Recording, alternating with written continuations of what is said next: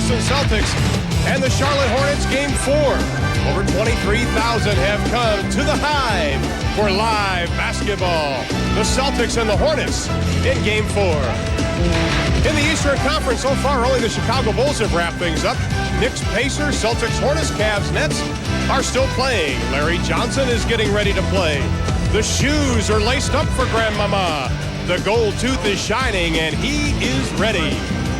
Hello again, everybody. I'm Ron Thulin. Welcome to Game 4 between the Celtics and the Hornets. Now, the Hornets won Game 3 here on Monday night, 119-89, courtesy of 6 players in double figures, 61% shooting, and 33 points off turnovers. Our broadcast partner tonight is Doug Collins. And Doug, the littlest man on the court in this series, has had the biggest impact.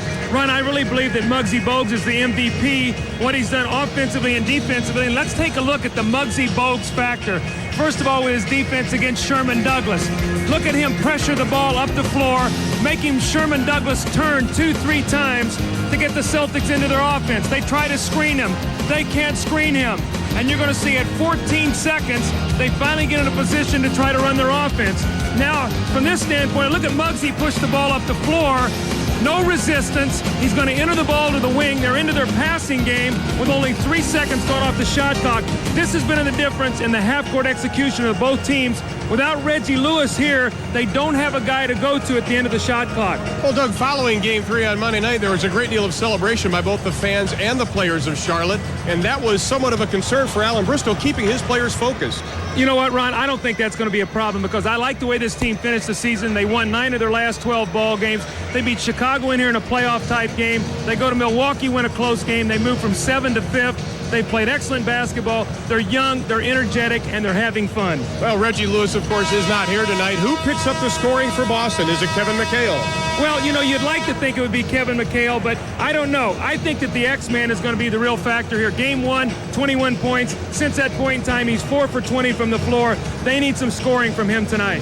Well, the Charlotte Hornets made franchise history on Monday night, winning their first playoff game in Charlotte tonight. They look to make NBA history. The first expansion team to win a playoff series. Lineups and tip are next. It's not over till it's over. It's not over.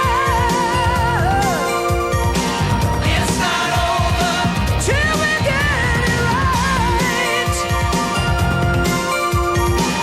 It's not over till it's over. Don't go giving in. It's not over till we get it right. Live in Charlotte for Game 4 between the Celtics and the Hornets as we look at tonight's Jeep Eagles starting matchups. And it's the same 5 that began Game 3 on Monday night. Doug, what should we look for the Boston Celtics tonight? What are they going to do to slow down this runaway train of the Charlotte Hornets? Ron, I think the one thing that I heard from the Celtic coaches is they have to put up more resistance defensively. They have to challenge shots better. They felt Charlotte just ran their offense any way they wanted to do it, coming off screens. More importantly, be more physical. First turnover, it's Gill and Bogues.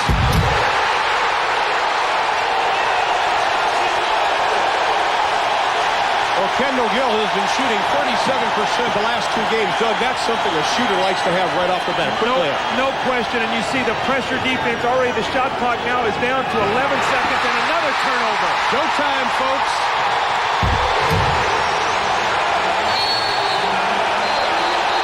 Chris Ford is not going to waste any time.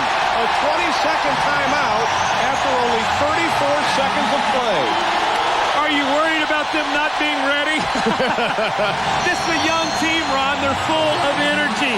They are loving what they're doing. They have already gone through the one stretch of the season where they lost confidence and they went through the adversity. They bounced back. This team is playing sensationally, and the pressure defense is really causing Boston all kinds of fits. A nice tip-ahead play, and Johnny Newman with a dunk, Kendall Gill with a dunk. So you start the ball game off, 2 turnovers, 4 points off turnovers, right back to where we were the other night. This is the story the other night, 33-3 tonight, already 4-0. 2 turnovers, not even a shot at the basket yet for the Celtics. Alan Briscoe told us prior to Monday's game that it has been the pressure that has really helped this ball club mentally and on the court. The Chief over Alonzo Mourning. Robert Parrish, who began his NBA career when Alonzo was just 6 years old. think the one thing that Charlotte has to remember, this is a 48-minute game. The knockout punch will not come in the first quarter. This is something you just have to continually wear this Celtic team down. And the knockout punch didn't come Monday night as the shot clock is now at 5. Gill from 22. Well, so much for him struggling with his offense. He's been, after a big first ball game where he had 30 points, he's hit 14 out of his last, 32 shots? Bristow said he needed a big game tonight from one of his big three, either Gill, Mourning, or Johnson. You can't rely on Del Curry like we did on Monday. The high arcer by the oldest man in the NBA, and he has 4. Looks like the game plan is to go at Robert Parrish, or go at Alonzo Mourning with Parrish, maybe get in foul trouble. Mourning looks at the shot, takes it inside. Danny Crawford blows the whistle. Danny Crawford, Bob Delaney, and Daryl Garrison are officials tonight. Here's the Game 3 summary. Well, you can see everything went right for the Charlotte Hornets. 61% field goal percentage. You can see 32 assists, 33 points off turnovers. More importantly, the Boston bench had won the battle of games 1 and 2. 44-29, thanks to 27 points off the bench by Del Curry. Foul was on Kevin Gamble. That's his first. Ron, let's keep our eye on Robert Parrish. He's been holding his right hip. After he made the last shot, he was running down the floor. He was sort of limping. And then during that play, it looked like he got banged again. So let's keep our eye on him. Looks like he's struggling a little bit with his right hip.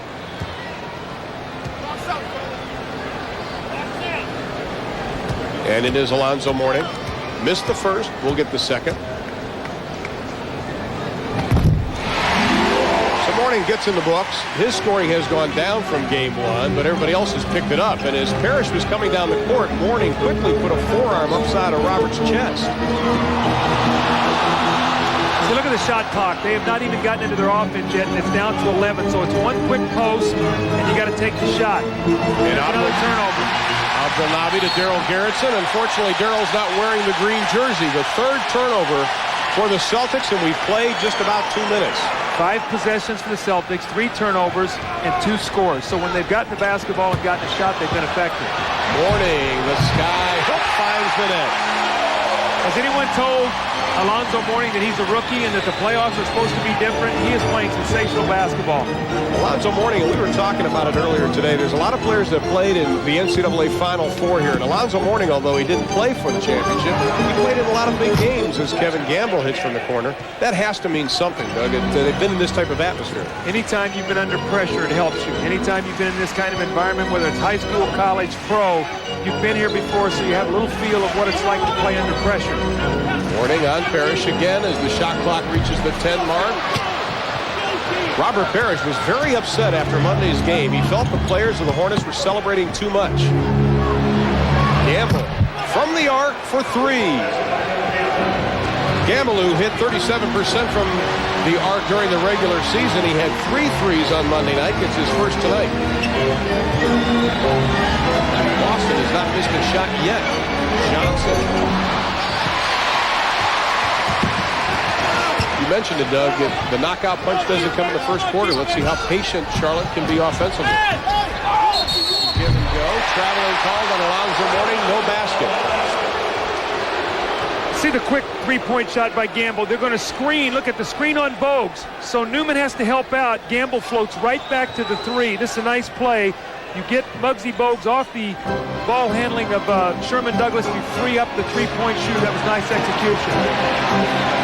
Abdelnaby ready to set the pick on Bogues. Instead, he rolls, which they did so effectively in game 2. Or game 1, as Abdelnaby doesn't get it.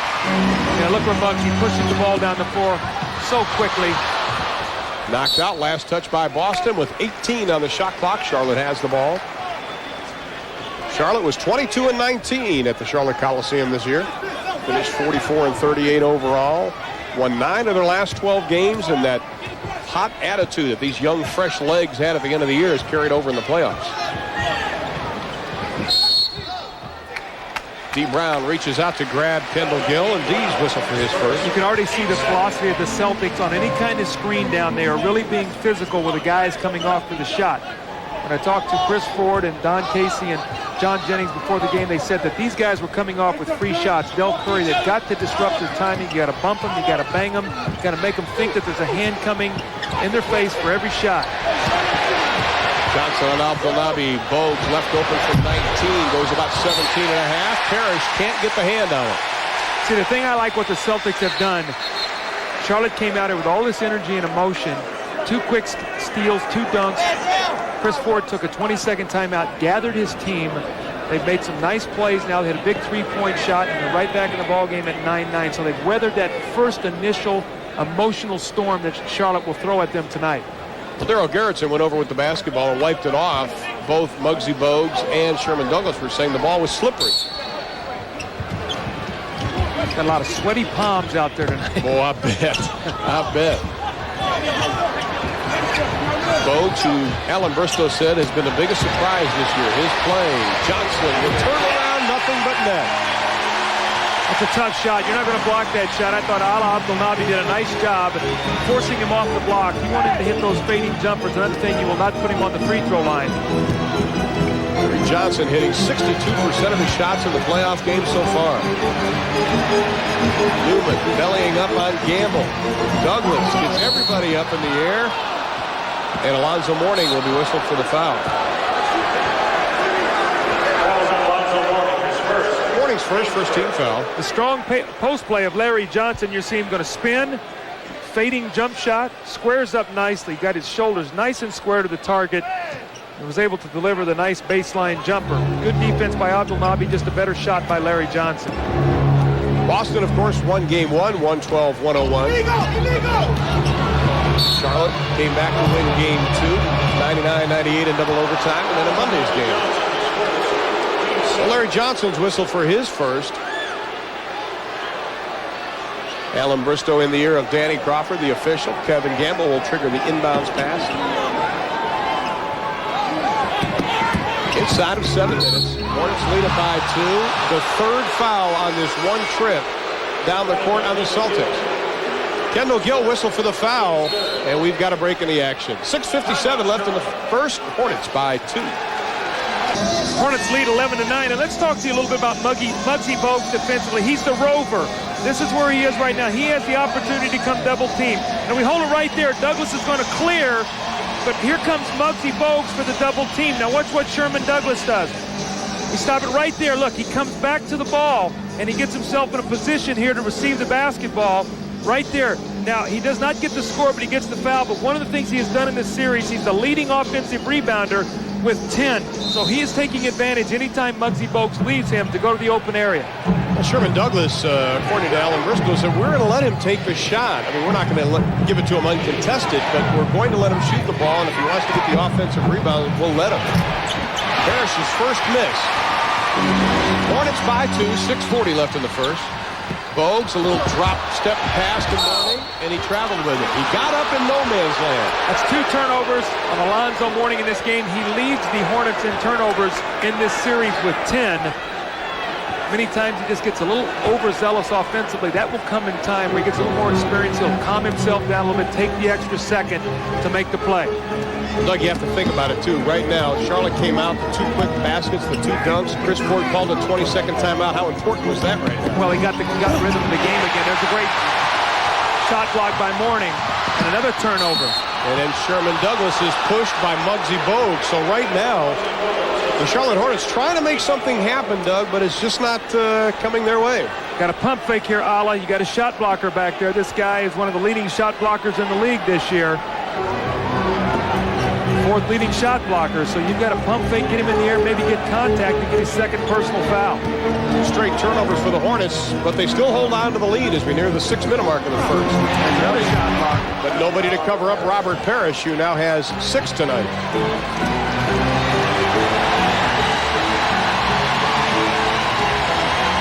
The second quarter is when they broke it open, the Charlotte Hornets did in game 3. They broke it open in the 3rd quarter in game 2, or at least had the big quarter. Mourning, shot clock at 6. This is the longest Charlotte's held the ball. Good ball movement. Goes for the jam, doesn't get it. LJ to Zoe, the basket goes, and the whistle. Now, Ron, we talk about what Muggsy Bogues does. By pushing the ball up so quickly, did you see how many passes they could make in that sequence before they got the shot?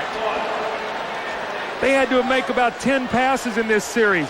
Here's the nice shot block by Parrish, but just like happened on the other end, no one cleans up from behind, and Mourning now gets to the free throw line. This is a young man who shot 624 free throws in the regular season, which was 5th in the NBA.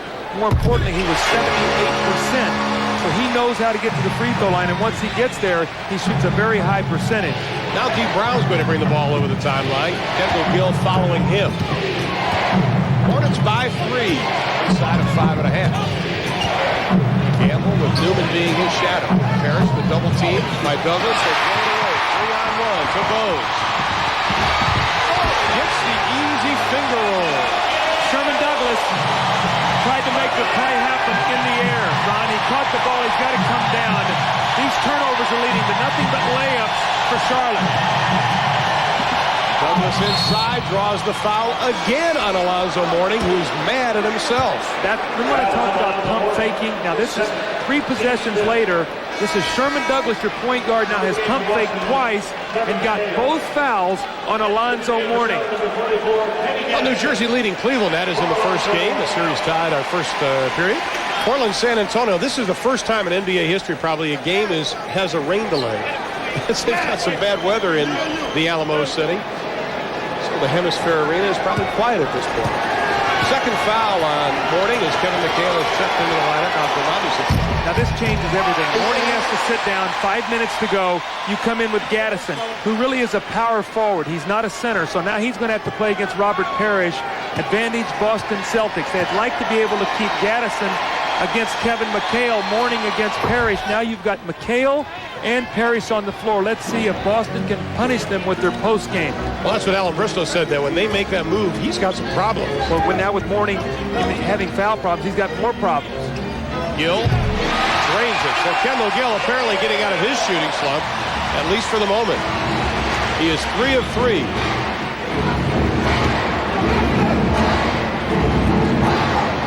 Johnson on McHale. A double team by Gaddison. Somebody got a piece of it. Johnson leads the break. Kevin McHale gave him a lot of room.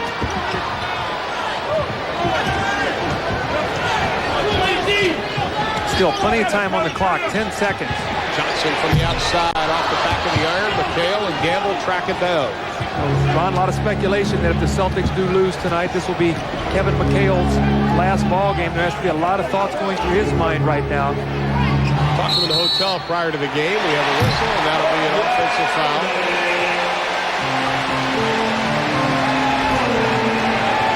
Talking to him in the hotel prior to the game, and he was telling me that his back feels so much better today than it did even on Monday. And Monday we saw him struggle trying to warm up. A little 3-man weave here, screen and roll with Gill. Gill inside. Johnson gets stripped by Kevin Gamble and Douglas. Leads the green jerseys. Gamble posting up for the 3 or spotting up for the 3. Nobody saw him. D. Brown's got to get something going here. Didn't get it. Parrish tips it up with the left hand. They need D. Brown to score some points. He's an explosive player. Parrish is averaging 14 points in this playoff series. The high arcer by Gill right into the hands of McHale. Keep your eye on Robert Parrish. He's going to be sprinting down the floor. They can go to a quick post against him. But D. Brown, as you said, Doug, made it happen. His first 2. It's a tough matchup right now for Charlotte. You've got the big lineup. You've got the speed and quickness of Brown and Sherman Douglas. Gill trying to get away from D. Brown, going through a number of picks. Johnson on top as the shot clock reaches 7. The reverse, that'll be goaltending on Robert Parrish. Larry Johnson now with 4. 2:56 left to play in the quarter. And the Hornets lead it by 4, 20-16.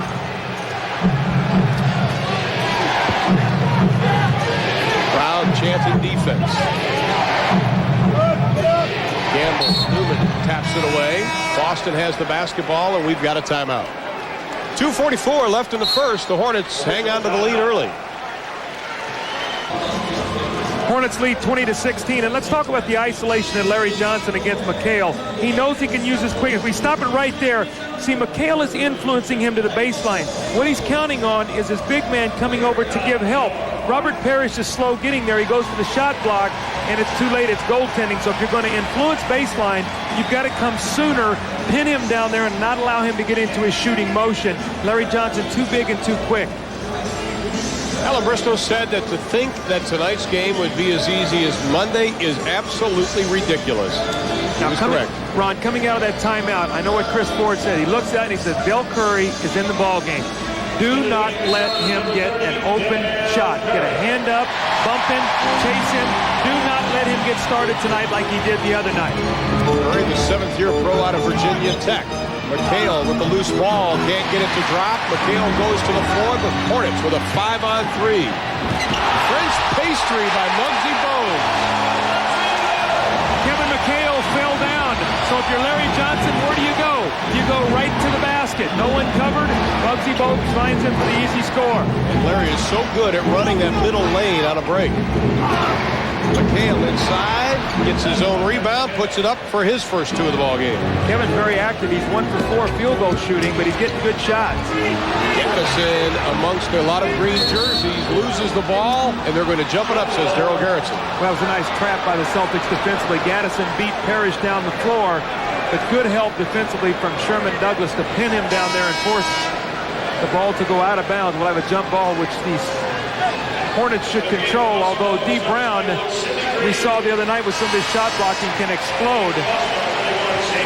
Coach is making some changes. Muggsy Bogues goes out. Sidney Green comes into the lineup, and Xavier McDaniel comes in for Boston. Let's keep our eye on the score right now, Ron. Hornets up 22-18, 2 minutes to go. Muggsy sits down. Let's see the influence on this substitution. There's a whistle by Bob Delaney as the ball was tossed up. It'll be Charlotte's ball. Violation on Xavier McDaniel. He cut through the center circle. He didn't even have to do that because D. Brown controlled the tip. Forgot how well D. Brown jumps, I think. He had one of the most spectacular block shots in Game 1 when Gill went in and he spiked it with both hands. His head hit up underneath the backboard. That was after he was called for goaltending prior to that, so he kind of had a little vengeance on that one. Exactly right. Gaddison, great look inside to Larry Johnson, who has 8.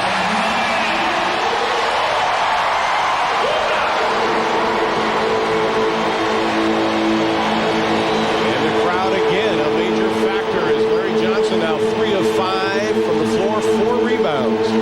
McDaniel, who has been ice cold since game number 1, where he had 20 points. You always like that guy to hit the first shot, although he did the other night, still was only 3 for 8. Nice look inside. Curry to Gaddison. Boy, Chris Ford is very unhappy. Too many layups right now for this Charlotte team. No outside shots forced, and you've got your biggest team on the floor with McHale, Parrish, and the X-Man. Gaddison, Parrish over him. Sidney Green, the 10th-year pro out of UNLV, comes down with the board. Gill falling away. The basket goes. We have a whistle.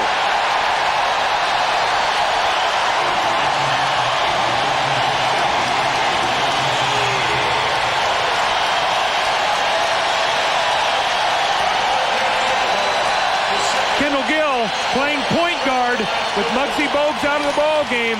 The fading jump shot, and Kendall Gill's off to a great start tonight. 4 for 5 from the floor, and now with 9 points. So the guy who was the cold man, shooting only 42% in this series, has had an excellent first period.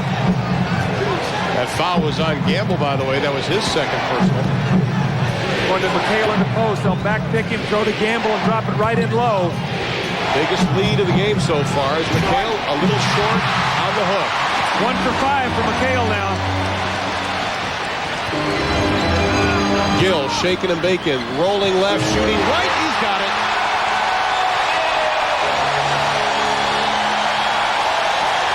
This crowd is deafening.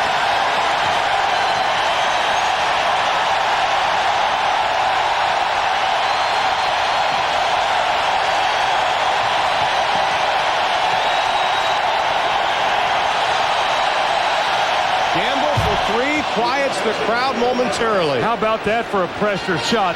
Clock winding down 11, and Gamble buries the 3. Kendall Gill definitely feels it right now, looking to shoot the basketball every time down. And that's the way the first quarter will end. An exciting one if you're a Charlotte Hornets fan. Kendall Gill, 11 points. The last 7 points for Charlotte. And the Hornets end quarter number 1 with the lead at 31-23.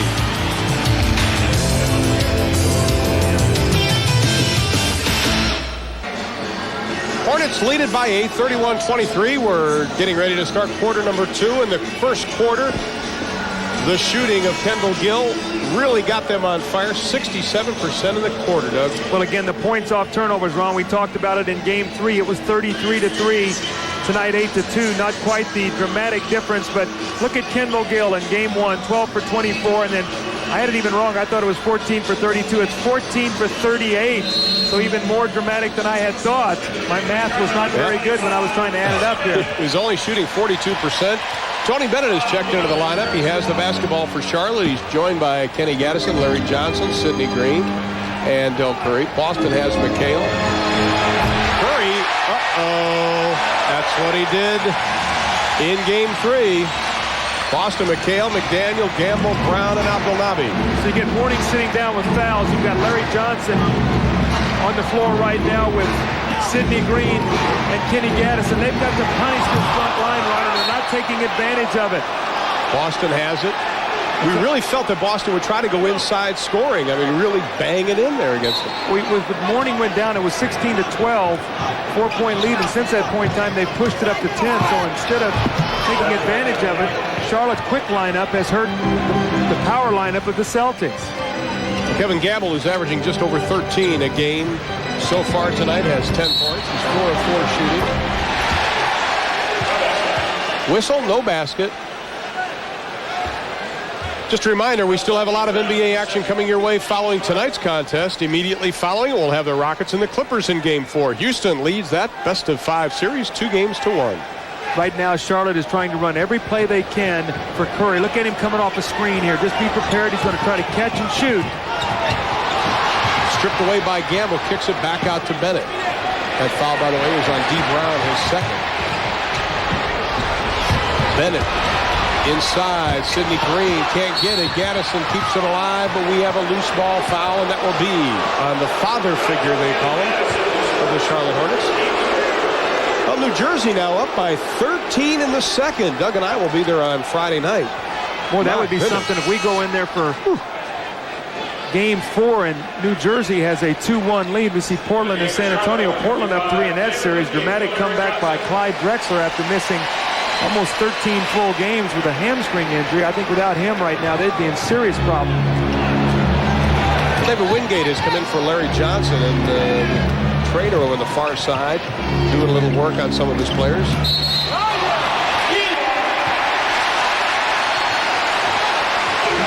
Charlotte has the basketball.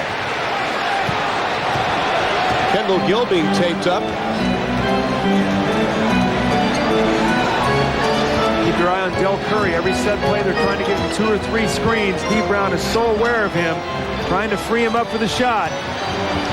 Gaddison, fall away off the glass softly. Kenny Gaddison, who's had 4 straight seasons shooting better than 50% from the floor, continued that trend again this year. Hornets by 10. Now, David Wingate is playing against Xavier McDaniel. McDaniel should be able to post him. Instead, they're trying to go to McHale. You got to go to McDaniel to get him some shots. He hit his first one. Sidney Green was just leaning on Kevin McHale that time. There's Curry again trying to free him up. Great look inside.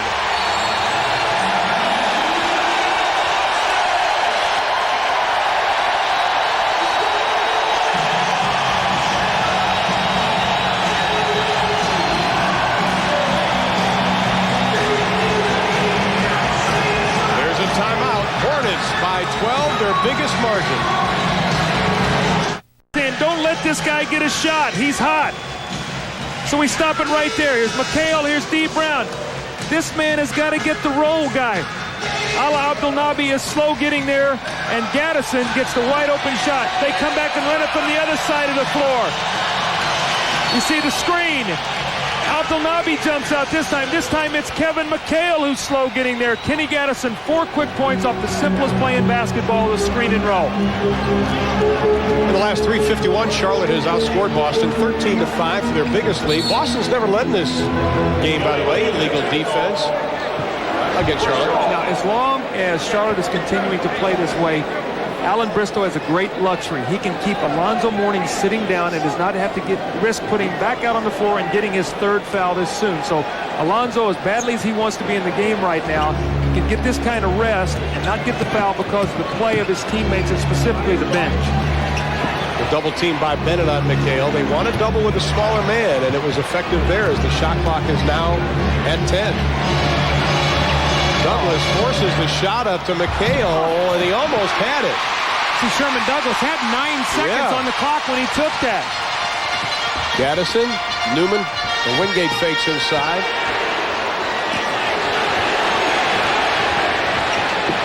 Green looking for Bennett. Lets it fly. The southpaw from Wisconsin Green Bay, but Green comes up with the board. Curry's got it again. He's going to create a shot or get his own here. Look at this, a double team. So now it's 4-on-3. Someone's going to get a wide open shot. There it is. Bennett has it rejected by Abdelnaby. Douglas released on the play. And Sidney Green just grabs him.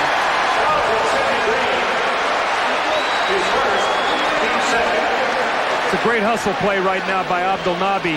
Looks like Tony Bennett has the play to the basket. Abdelnaby with the excellent block. And then the good throw down to Sherman Douglas. And you see the grab on this play. I don't like that play, and I tell you why. It's because when a guy plants his leg like that and someone grabs him, it's a great way to get injured. And I know that the rules state you can do that. I just don't like that. I think it looks bad for the game. I think when you grab a guy like that, whether you're going for the ball or not, it should be 2 shots in possession. It's a great way to get someone hurt as you plant that leg, someone grabs you. Well, at the conclusion of tonight's game, Doug and I will be selecting the Budweiser player of the game. You should know about knee injuries too, Doug. Well, that doesn't have to be a flagrant foul. What it can be is, it's a foul that just you had a clear path to the basket. It's 2 shots in the ball. Because he gets away now with that foul of getting a point for his team. Well, that was considered the first fast break point, believe it or not, for Boston. Charlotte already with 10. Shot clock at 3. Wingate tries to go for the reverse, and he is fouled on the play. You must know who you're playing. You got to think about the scouting report. Is David Wingate a jump shooter? The answer is no. Is he a driver? The answer is yes. Get off of him. Make him shoot the jump shot. There's guys you pressure, and there are guys you stay off of. David Wingate's a guy you must make him prove his outside shot.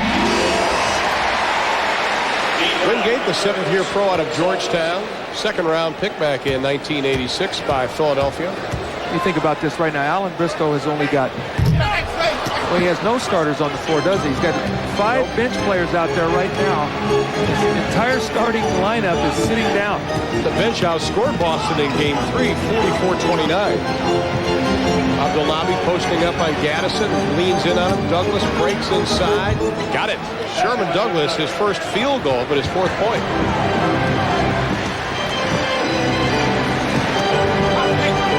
D. Brown's doing a good job on Curry, really chasing him. Curry goes right. Oh, it drops. My goodness. D. Brown did everything right. Del Curry just did it better. D. Brown whistled for his 3rd. Look at the ball, or the play off the ball. D. Brown's trailing. He curls it. Gets inside.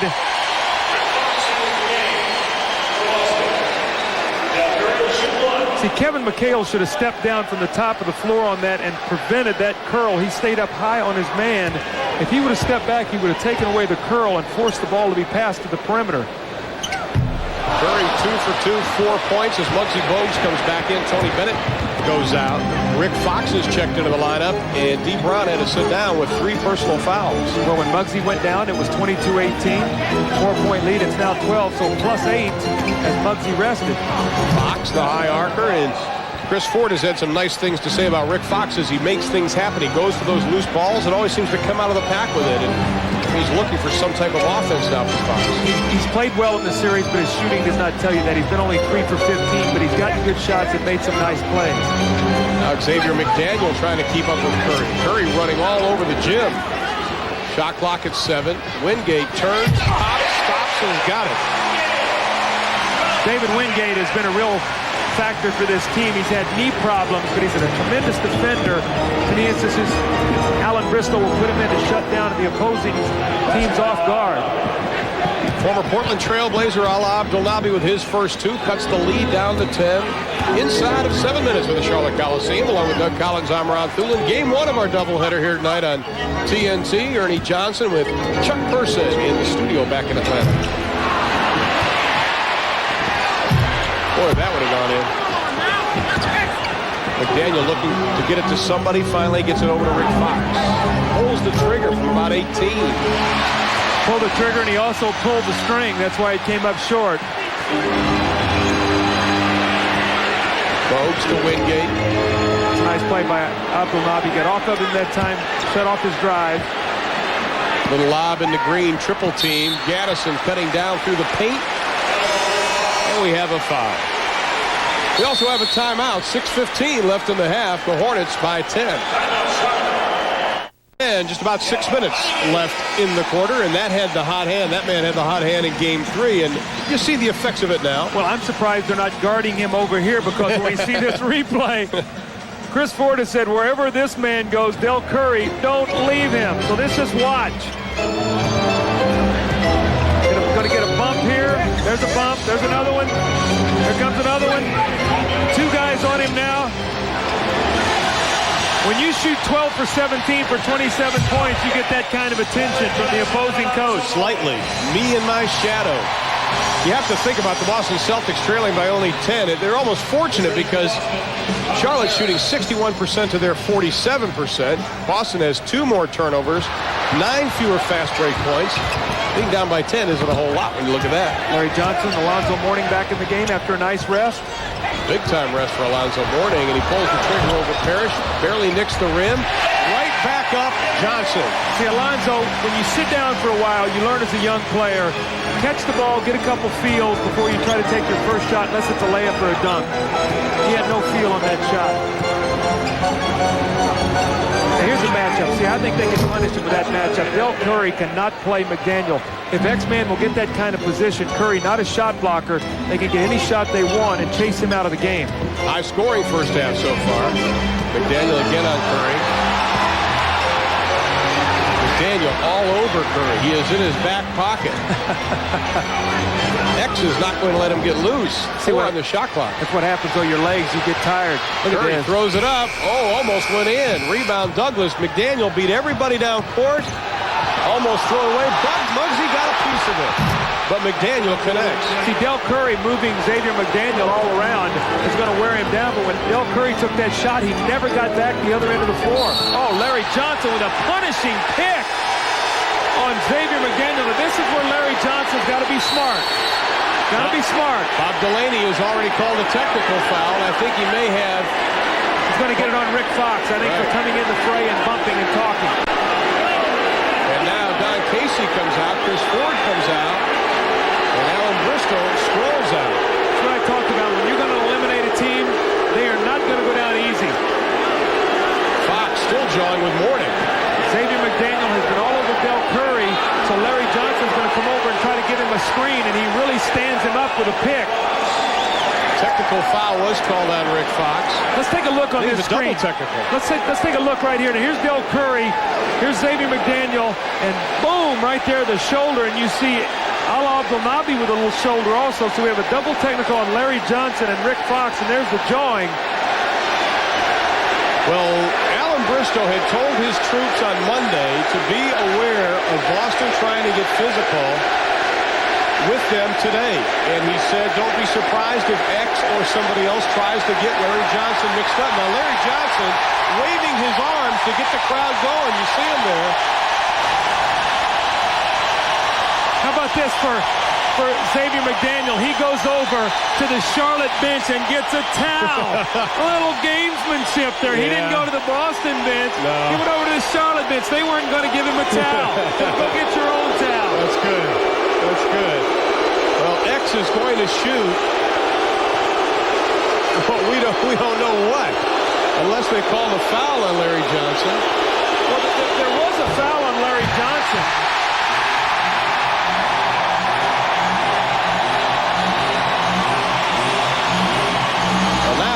is going to shoot, unless they're calling it a flagrant.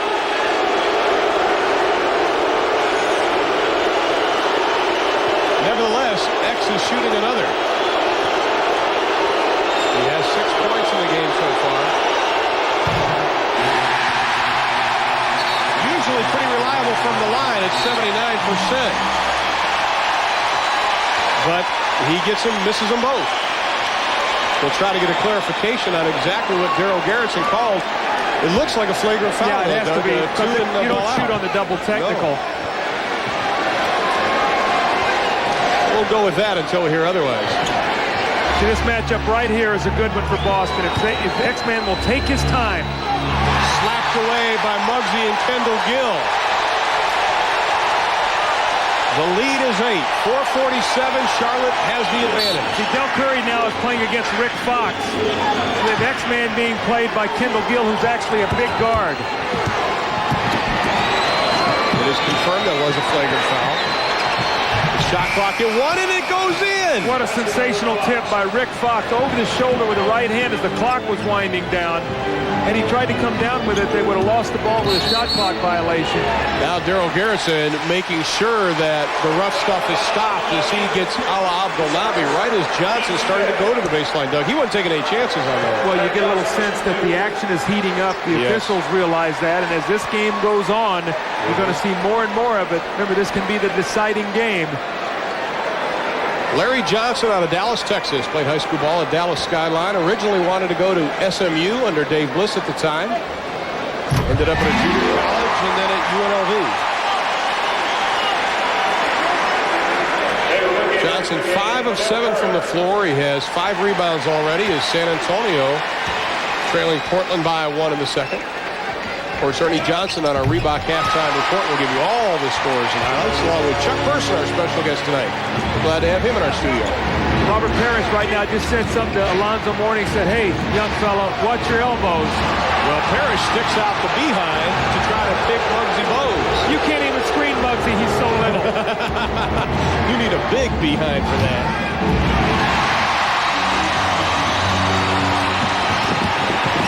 The no-looker to Mourning. The whistle. Doug, I really think that you can't put a price on energy. And right now, Charlotte has it. Boston doesn't. See, Boston was angry the other night at the way that Charlotte was in here having fun and everything else like that. And they tried to get themselves geared up, being angry at what was going on. And then, but what happens is you have to have the energy with your legs to be able to back up what your mind and your body would like to do. And right now, this Charlotte team at home with this kind of crowd and these fresh legs make it very difficult for Boston to match their energy. I agree completely with you, Ron. Mourning with a degree in sociology out of Georgetown. John Thompson was in attendance on Monday. See, this has been a key in their whole series. The free throw shooting. Boston is shooting 88% in this series, but they've only attempted 50 free throws. On the other hand, Charlotte has gotten to the line 80 times, made 57, so Boston shooting a tremendous percentage, but they're minus 13 at the foul line. That has been their problem all season long. They are 27th or last in the NBA in free throw attempts. You think how many shots Boston has gotten during that time. Well, in one game they had 105. In the game two, they took 105 field goal attempts, only shot 17 free throws. Boy, that'll be crowd chanting defense. Gill double teams the Chief. Douglas pumped once, too many. X loses it. Right into the hands of Johnson. Kendall Gill over Daryl Garrison.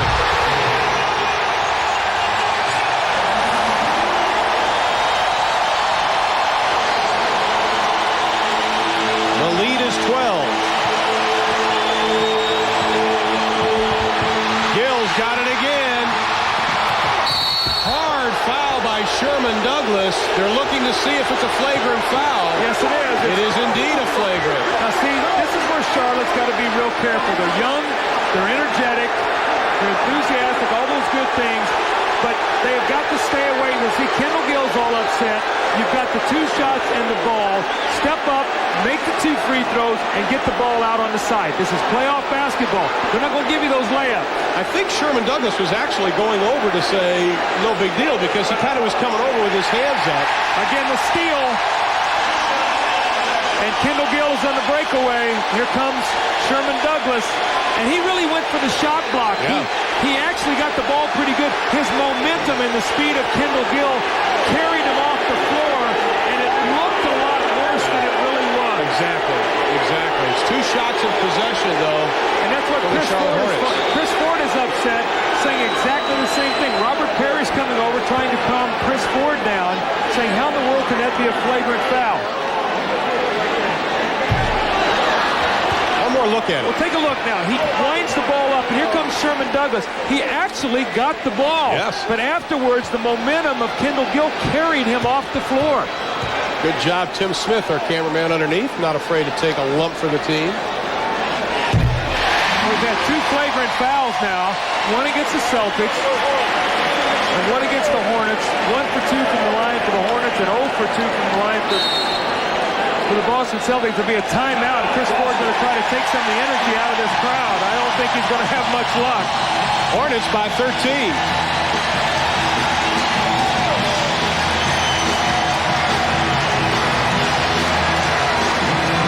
Take another look at this play, and we'll see why it's a flagrant. Kendall Gill's going to cock it back like he's going to dunk. We stop it right there.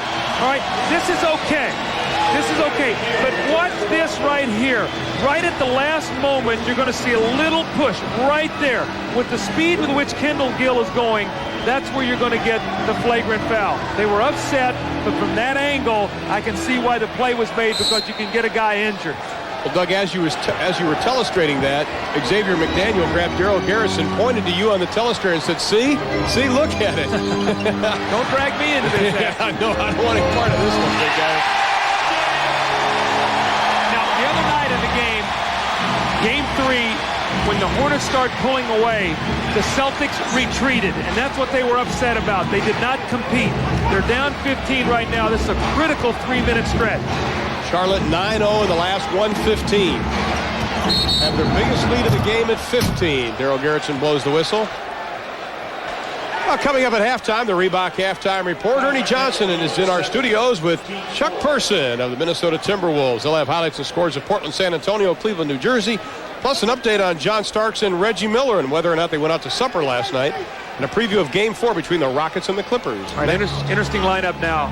You've got the X-Man at the small forward, Fox at the big guard, and McHale and Perry as big as you can possibly get right now. Let's see if their size will work against the speed. Fox doesn't get it. Parrish, the high rainbow. That's what they got to do. They got to punish them inside with offensive rebounds or post up. It also prevents the Charlotte Hornets from being able to run out against them and get some easy scores. So let's keep our eye on this lineup with 3 minutes to go in the half. Chief is now 5 of 7, but that is his first field goal of the second half. Morning answers it right back. And Robert Parrish can't play him out there because he'll put it on the floor and take it past him. So if Zoe's going to hit that shot, he's going to have a lot of success spotting up about 16 feet. 2 minutes left in the half. McHale, the double team, gets out of it. Fox with the shot clock at 7, lets it fly. Hornets on the run. The Celtics on the run. Johnson gets a piece of it, but McDaniel answers with the left hand. Well, he didn't quit on the play. He got the shot blocked, but he hustled right back after it. X-Man starting to warm up a little bit now. See, I think he needs to throw up a 20-plus point night for these guys to have a chance to win. He has 8 already tonight, Doug, on 4 of 6 shooting. Wingate getting a lot of playing time. But Johnson, shot clock at 4. The fall away finds the hole. Everything's going right for Charlotte. They're making their outside shot. So Parrish and McHale cannot defend those 2 players that far on the floor. Well, Larry Johnson came in shooting 60%, and he has only missed 2 shots tonight. McHale answers it. He has 4. Don't blink, though, because here comes Kendall Gill right down the lane. Fox strips him of the ball. Let's take a look at Xavier McDaniel and see exactly his hustling. Well, Larry Johnson had the turnover. He hustled back to get the shot block. And then there's the X-Man finishing up. And as you said, he's 4 for 6 from the floor for 8 points. Wingate out, and Curry has come back into the lineup for Charlotte. See if they can free Curry up for a shot in this series against McDaniel. I know they'd like to run him off some screens. They're on a series where he sets a screen down on the baseline and then comes off a double. If they can free him up. Freed Gill up. Bogues tosses up the prayer. Parrish had it. Bogues comes right underneath him. Guys like the Energizer Bunny. Wind him up and he just keeps going. If I was his agent, I'd find those people immediately. That's right. Make $1 million. You got it. An 8-point lead. It is now 10.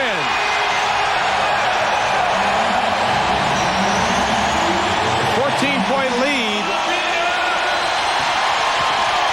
15-point lead with under 10 seconds left.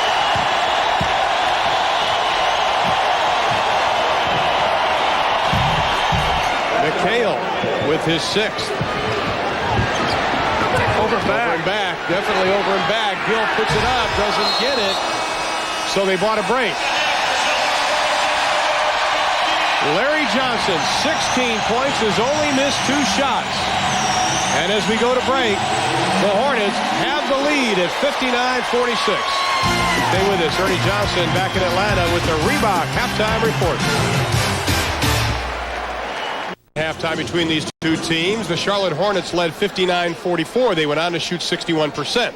Right now, Charlotte leads 59-46, and they are shooting 61%. And Doug, this has been a case of Boston really getting down behind early, but the problem is for Boston, they're not a good comeback team. They don't force turnovers, Ron. They're 24th in the league in forcing turnovers at about 14 per game. Charlotte is even with them on the boards right now, shooting 61%. So for them to win this game, they're going to have to do a good job defensively and get on the boards. Let's take a look at some of the numbers from the first 24 minutes, the field goal percentage, and the free throws. We've talked about it since game 1 of this series. Well, you know that if you don't get to the line, you have to shoot an unbelievable percentage, and you're not going to do that in the playoffs. And you can see right now they're -7 at the half, but the turnovers really have been the story, and then points off the turnovers. And the game started out tonight with the first play of the game, and the Hornets set the tone. And you're going to see it right here from the jump ball.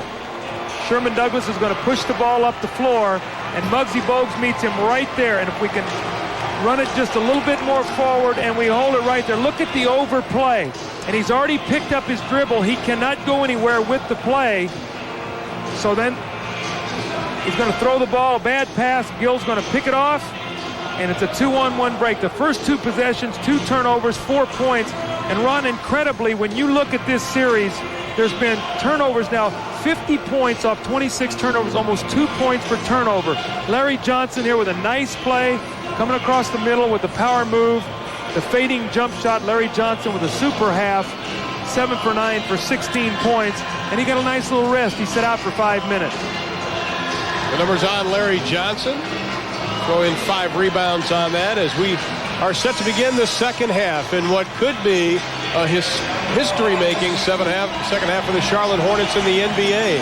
They are just 24 minutes away from advancing to round number 2 and becoming the first expansion team of the recent group of expansion teams to make it in to round 2 of the playoffs. Parrish and Gamble both with 10. Gamble had 8 of those, however, in the first quarter. Biggest lead was 15 for Charlotte. Boston has never led in this ballgame. Quick isolation, Larry Johnson against Abdul Nabi. Bogues looked at the shot. Johnson takes it. You'd have to think that a player can't continue to shoot 60% plus, but Larry Johnson is doing just that. Well, he's getting any shot he wants to get. And that's the real key. D. Brown buries the baseline jumper, but he's getting the ball where he wants to get it. The key to defense is pushing a guy a foot further out on the floor or bumping him just enough to throw off his rhythm. Celtics have been able to do neither. Considering Larry Johnson started out 1 of 3, he's hit his last 7 shots. The reverse, Parrish ties him up. Brown tried to save it, but with 7 on the shot clock, Charlotte has the rock. Make the ball hit the rim, there's going to be a new 24-second. When Kendall Gill went underneath the basket and tried to take the shot, the ball was deflected into the rim. So he should have got a new shot clock. Daryl Garrison explaining that whether or not it should be 24 seconds. Now Danny Crawford will come over and talk to him. Both Alan Bristow, Chris Ford up pleading their case. What they're going to say is no possession on the play. I guess the ball did not hit the rim, so there was no possession, so 7 seconds will remain. Johnson from the outside. He missed one. Douglas to quick outlet. Boston trying to be a little more aggressive offensively, pushing it up. The double team by Gill. Douglas. Brown. Shot clock at 5. Parrish. Rebound Johnny Newman, and he leads the break. Morning wants it. They find him. Oh, bad pass by Newman. He had beaten Parrish down the floor. Johnson from 20. Johnson has 4, and the Hornets have matched their biggest lead of the game. Brown tries to dish off to Abdelnaby, and the little bug on the rug comes up with it. Muggsy Bogues. Take it, Tyrone, but Robert Parrish says not today. Tyrone was 5'3" on that play. This time Mourning didn't go. That is a walk. Now Sherman Douglas had gotten Alonzo Mourning's 2 fouls on him by pump faking. That time he stayed down, Ron. Good call. Muggsy thought he was about 7 feet on this play. That's the way he's been playing in this series. Robert said, no, I am not going to let you get that shot off in here, Muggsy. Go back out to where you belong. Boston, 4 possessions, 2 turnovers. Gill, the running jumper, a little bit short. Boston has it, 9:57. Is this the last game for that man? I wonder what thoughts are going through his head. You know, he's never really said that he's retiring, but everyone knows he is. He just does not want any fanfare. His 13th year out of Minnesota, the all-rookie team back in '81. 3-time all-defensive first team. A whistle. That is an illegal defense. Quick substitution. The X-Man coming right back into the game. Ala Abdelnaby will sit, so they're going to go with the X-Man and Kevin Gamble, Robert Parrish on the front line with D. Brown and Sherm Douglas. Look for Kevin McHale to be back in soon if Chris Ford feels in any way that this game is slipping away. He cannot allow the game to get too far out of reach. Down 15 with 9:43 in the third quarter. That was the second illegal D called on Charlotte, so D. Brown has 3 in the half. Boston now with 49, Charlotte 63. Alan Bristow, 6 years under Doug Moe in Denver. Came over to Charlotte in a management position. Took over this team at the beginning of the 91-92 season. Gamble, Newman hawking him. Parrish goes down hard. Seems to be okay as the shot clock reaches 7. Boston scrambling. Shot clock at 3. McDaniel with 2 on the shot clock, and Bogues clears the rebound.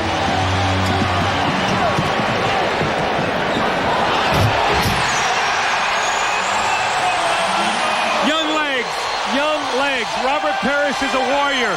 He cannot keep up the pace with Mourning when he changes ends of the floor. The biggest lead of the game for Charlotte.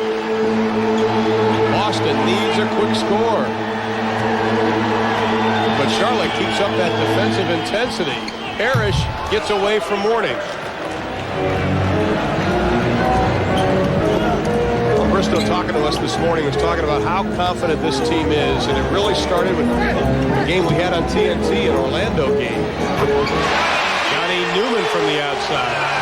That broke a 5-game losing streak. He said Muggsy Bogues at that point was struggling. He goes, when you're 5'3", when you struggle, you look 5'3". Actually, I had done that game down in Orlando. They got a break because Shaquille was suspended that night. That really helped turn things around for this team. They got their confidence back. Warning rejection. Sherm Douglas for another offensive rebound. And it is going to be a whistle and a foul called on Alonzo Mourning, and Sherman Douglas is now holding his back. Well, Larry Johnson called for the foul. Sherman Douglas cuts to the basket, and there's Alonzo Mourning. Remember, the 4th best shot blocker in the NBA. Sends one back. The foul was on Johnson. That is his 3rd. Mourning had 3 blocks in the first half. And that'll send Sherm Douglas to the line.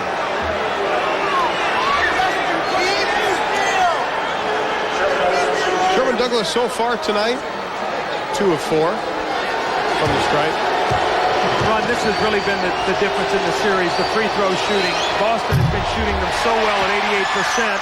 But let's look at the numbers, the front line numbers of Boston. Minutes played, you see McHale at 80 with 10 attempts. Parrish 109, only 5 attempts. McDaniel 95 attempts. They played 279 minutes and only attempted 20 free throws. On the other side, look at this, 306 minutes, 56 free throws. Major difference. And when you talk in a playoff game, you've got to get to the line, especially when you're a great free throw shooting team like Boston. Boston tonight only 4 for 9. Charlotte 9 for 13. Less than 50% for the Celtics, so they're not even shooting the ones that do get well. Johnny Newman coming alive offensively. Well, sort of after a nondescript first half where he was 1 for 2 in 9 minutes, Johnny Newman quick 2 field goals. They call him the best conditioned athlete on this team, on this Hornets team. Parrish, the high fall away. Johnson had a piece of it. Douglas, the put back, but the jam back by Robert Parrish. Yeah, but look at this. See, Parrish can't keep up with him. That's no knock, Ron, on Robert Parrish.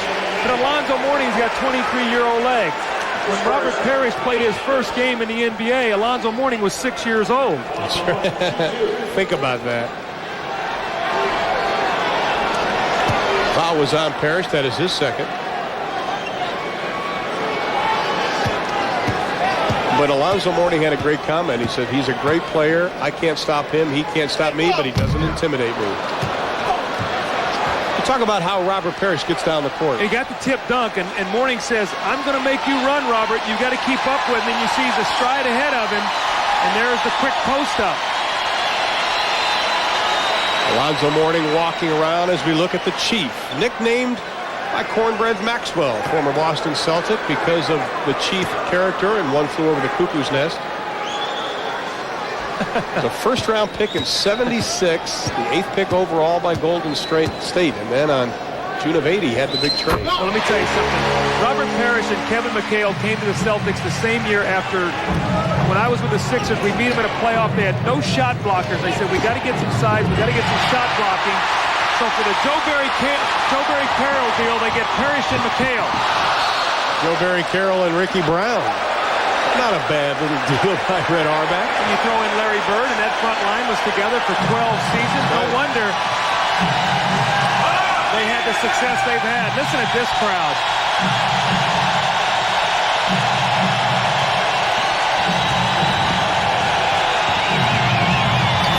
McDaniel can't get the jam. Look at Mourning run down the floor. He is sprinting. Look where he's at. The alley-oop. Oh, and that even goes down for Mourning. He got the block shot and the score. Look at him. Look at the energy on this team.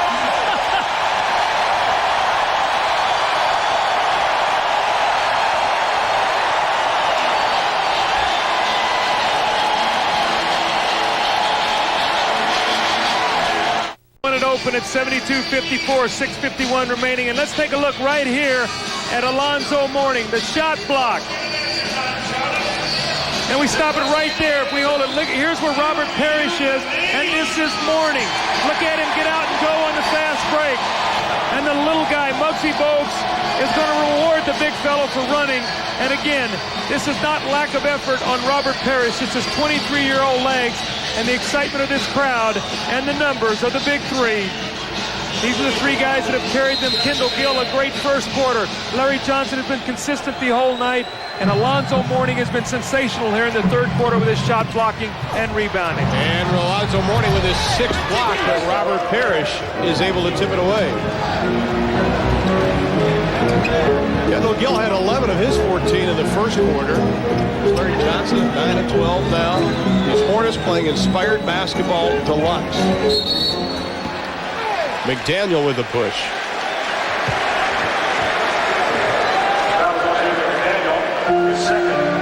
Second foul on McDaniel.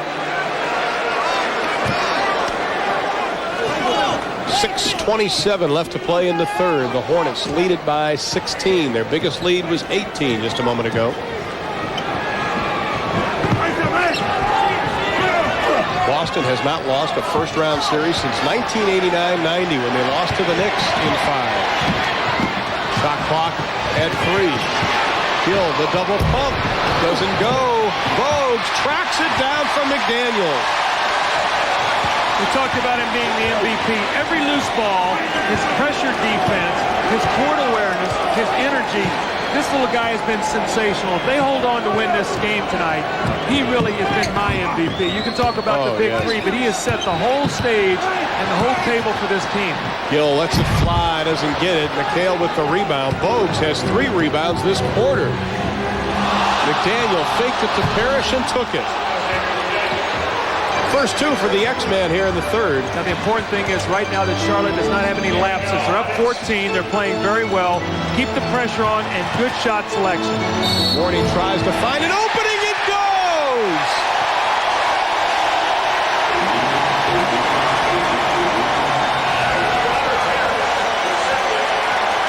Now the impressive thing about this was he went left. He went to his left. Parrish overplaying his right, and look at the crossover by the big guy. He gets fouled and squirts it up into the basket. And look at Alonzo Mourning. You think he's having some fun? Why not? Exactly. Why not? That's what Ellen Bristow was telling us this morning. He goes, everybody says you can't run in the playoffs. You can't be excited. You can't have fun. He goes, why not? He goes, I'm going to ride this as long as I can. Don't fight the feeling. That's right. Jim Valvano gave me a great lesson one time. He said, don't mess with happy. That's exactly right, Jimmy. And the pressure continues by Charlotte. It's almost like Charlotte has 6 guys on the floor defensively. Boston's getting trapped. They throw ahead. And they look up, and Charlotte's got everyone back defensively. Next to Brown, lets it fly from deep in the baseline, goes about halfway down. Muggsy Bogues, the 6th-year pro out of Wake Forest, 28 years old, and as tough as one can be. He doesn't back down from anyone. McHale on Johnson. Charlotte coaches want an illegal defense. Gill fakes once, McDaniel slaps it away. 4 on the shot clock as we look at tonight's GMC Truck scoreboard. Joe Klein checks in. Robert Parrish will take a seat. Well, Cleveland's finally back in that game. They were down as many as 14 in the first half. Sam Bowie with an injured ankle. Portland, San Antonio tied up in the third.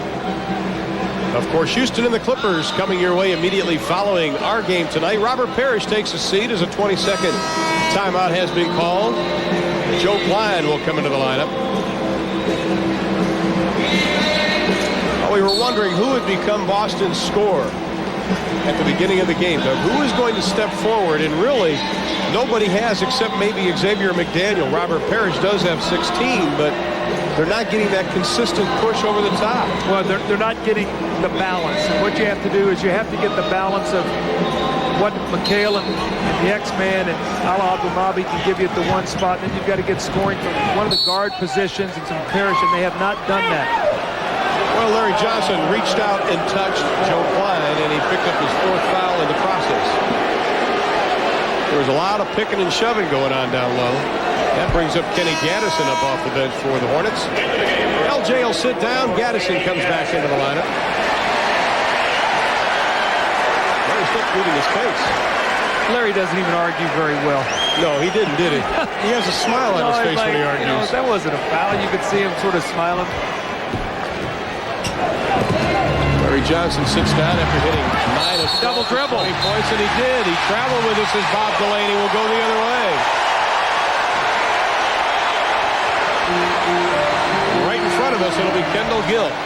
Defense starts with pressure on the basketball. If you can pressure the ball, you can disrupt the team's offense, and that's exactly what has happened in this series. I know we keep belaboring it, but Ron, that is the whole thing about this series. The pressure defense started by Muggsy Bogues out on the floor. That is something Charlotte did on Monday from the beginning of the game. Curry off the mark. Klein has it slapped away, but Boston will have the ball. They're going to stay right up again. Now, D. Brown is in the game handling the basketball, and you're going to see Muggsy Bogues try to make him turn 2 or 3 times before he gets this offense started. D. Brown rejected the 7th block by Mourning. It is a 3-on-1. Bogues to Gill. Loses the handle, but we have a foul. Probably gambles for it. When you got a shot blocker, you can pressure the ball. You drive him inside, and you say, big guy, reject anything that comes in there. You take away all of our mistakes on the perimeter, and then down on the other end, make sure that you get him involved. Kendall Gill with a sensational play. But again, Muggsy Bogues pushing the ball out on the floor. What about the morning after effect? And you see it right here. Look at this. In one season, plus 13 on the road. Point differential, 4 points. Opponent shooting down 3%. Blocks up 2 from the last in the league for 4 straight years to 8th this year in rebound margin 2. So the dramatic effect that he has had on this team. And I think this misconception is this Charlotte team just wants to outscore you. That is not the case. They score 110 points a game, but I have been very impressed with the defense that they have played throughout. Boston's only averaged 99 in this series. What impressed me about Mourning is yesterday after practice, he went right up to the weight room and spent about an hour and a half. Then he came down and had about an hour photo shoot with the Charlotte uniform on. Exceptional young man. McHale with the right-handed hook. Kevin's first 2 of the second half. He has 8 for the ball game. Kendall Gill has been awfully quiet. Started out 6 of 7, but has since gone 0 for 6. But you know what? They have not needed him, Ron. Everybody else is doing their spot, so he got them off to a great start. And right now he's just fitting into what they need. Like grabbing down loose balls. Didn't get it. He has so many of the mannerisms of Michael Jordan. You can tell he went to school at University of Illinois and you watch Michael play, and he has really emulated him from his wristband to the way he dunks with his left hand to the way he shoots the ball. You can just see that he's studied Michael Jordan so much.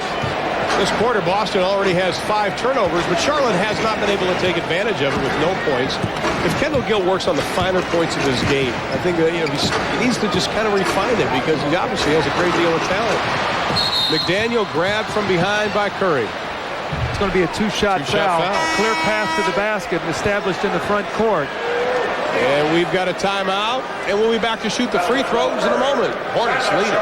Third period at the Hive. An update from New Jersey. All series long, Gerald Wilkins and Drazen Petrovic have been going at each other. Look at number 3 in white. Takes the elbow from Gerald Wilkins. This has been a tremendous series and a great game tonight. New Jersey had the lead, but Cleveland rolled off a 14-0 run on them in the third. They lead it 77-70. A 7-point game. We send it back to Charlotte. Of course, we will have another game of Cleveland and New Jersey Friday night. Doug and I will be there for that contest. I was in on the Game 2 talking between Drazen Petrovic and Gerald Wilkins when Drazen had the good game, had 21 points to help lead the Nets to the upset, but it looks like Cleveland's starting to get control of that game, although there is still a lot of time to be played. The free throws again. Just 4 of 9 for Boston. X is 0 for 2. And the 2 he missed was on the flagrant foul. Hornets have been so methodical building this lead since they took that 10-point lead late in the first quarter. The closest Boston's been able to get is 7. And they've held at least a 10-point advantage over the last 12 minutes. Well, that's what I talked about not delivering the knockout punch in the first 10 minutes of the game. It's a 48-minute game, and you're not going to knock a team like Boston out in the first quarter. You're going to have to continue to just keep the pressure on, and that's what they've been able to do. We saw the Lakers down by 15 last night, cut it quickly. So that is what the lead is now, and there's still a lot of time left in this ballgame. Morning. McHale got a piece of it. And that'll be on Kevin McHale, who says, I don't believe it. But Kevin McHale has never committed a foul in his entire NBA career, I don't think, Doug.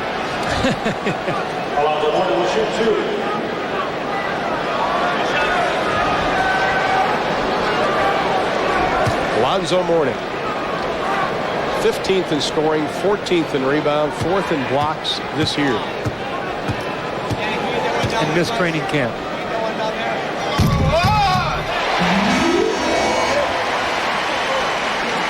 Robert Parrish, who's played very steady. I mean, you can't fault what Robert Parrish has done. But look at Alonzo Mourning, 21 points, 11 rebounds, over 3 block shots a game. And that's not even counting the ones that he's adjusted or changed inside. And there we see Robert Parrish again, the pride of the front line of that Boston Celtics. But when you talk about a guy who every single night just brings you such consistency. In fact, Chris Ford said he's been our most consistent rebounder and frontline player all season long. Now the pressure put on Sherman Douglas by David Wingate. Gaddison comes over for the double team. Ron, they're not going to let them get back into this game. Look how they're forcing him to work. And it turns into a 3-on-1. Gaddison over Douglas. Boy, Alan Bristow says, let's knock them out right now. Keep the pressure on. Douglas, the bounce inside to McHale. Whistle and a foul. And that should be on Alonzo Mourning.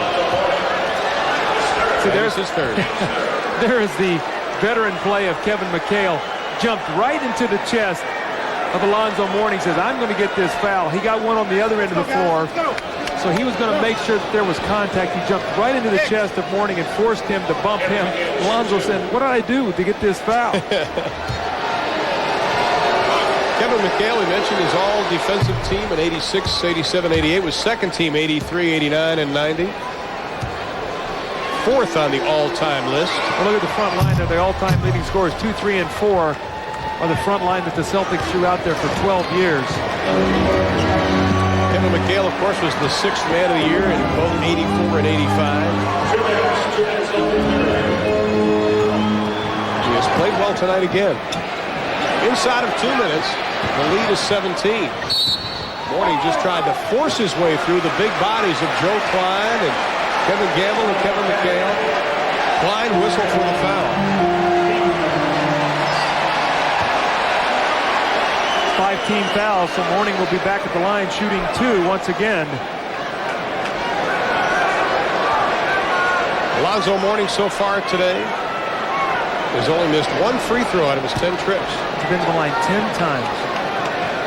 Make that he's missed 2, 8 of 10. He's got 20 points for the ballgame.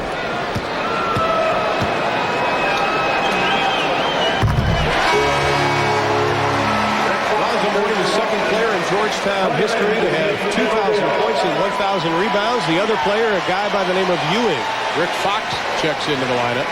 Boy, I watched the tape of that game last night of the incident with Starks and Reggie Miller, and Patrick Ewing was incensed that John Starks had made that mistake. At the time, the game was tied, and Indiana went on a 59-34 finish to get back into that game. Mourning in this quarter, 3 for 3, 12 points, 4 blocks. And just a reminder, we've got another game coming your way immediately following this. It'll be the Clippers in Houston in Game 4, with Houston leading that best of 5, 2 games to 1. Mourning goes down hard. McHale off the glass softly. McHale with 12, but the lead remains at 17 nearing the 1-minute mark of the third. Tony Bennett has checked in for Charlotte. A lot of grabbing as picks were being set. Guess who's going to shoot a couple more free throws? Yep. And back to the line goes Zoe. Alonzo Mourning.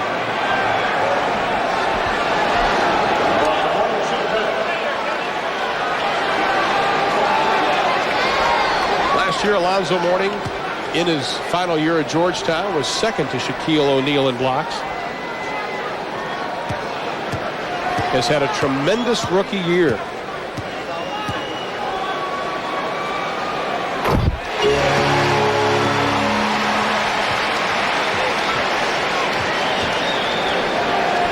Mourning now, out of 13, has only missed 2. So this free throws will be his 14th free throw, which is 1 more than the entire Boston team has shot on the evening. My goodness. My goodness.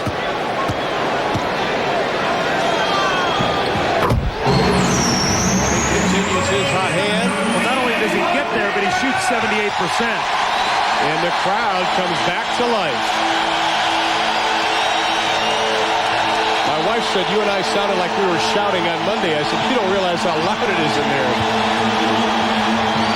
Fox from the corner, and the crowd grows quiet. Saw Dean Smith at the game tonight. That has to put a smile on his face. Rick Fox, one of his former players, and Dean Smith with a tremendous year with his Tar Heels here, winning the national championship. Well, it's hard for me to congratulate the Tar Heels, though, I got to tell you that. I was waiting for the honesty. No baskets, says Bob Delaney. It'll be an offensive foul and Alonzo Mourning. There he is right there. There's Dean. What a tremendous year. I thought from start to finish that Carolina was the best team in the NCAA this year, and what a tremendous job he's done through the years. Great pro players and the job he does in his program, the quality of people that he has, and he's got another juggernaut coming back next year with that recruiting class. So it'll be interesting in the ACC. You're going to see more of that. Douglas around Bennett. Fox hit that shot, takes one dribble off the glass. He's got it back, a fresh 24. There's a 6-second difference between the shot and the game. Green had it, but McHale winds up with the right-handed hook. The lead is 15. Charlotte has been in control since they led 31-23 at the end of one. They led by 13 at halftime, in case you just joined us. Bennett for threes, got it. Tony Bennett, the rookie out of Wisconsin, Green Bay. And at the buzzer, it doesn't go. The Hornets are 12 minutes away from advancing to the second round of the NBA playoffs.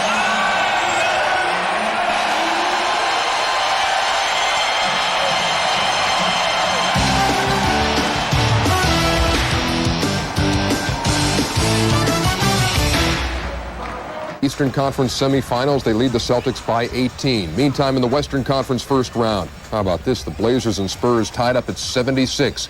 Back east, Cleveland and New Jersey at Brendan Byrne Arena. Let's go to some bonus coverage. From Brendan Byrne, Spencer Ross, Bill Raftery, the Cavs and the Nets. At a 5. Brandon got it off. I thought he got away with a with little push and got away with it indeed. You know, you talk about the offensive rebounds and defense of the Nets, though. On those long shots, you're going to get a lot of high ones, and it is tough to defend against. But the Nets are getting beat on that level of the game, and it's hurting them. And Petro wins that loose ball beautifully. Coleman able to save it. Wow. That's why you gave up coaching. Okay, here's Coleman, and he is fouled. Here at the Meadowlands, 6:29 remaining in this fourth quarter. Spencer Ross, Bill Raftery with you. We have an 83-77 lead for the Cavaliers, and we have a timeout called. Coleman with a big three-pointer to cut the net deficit down to 6.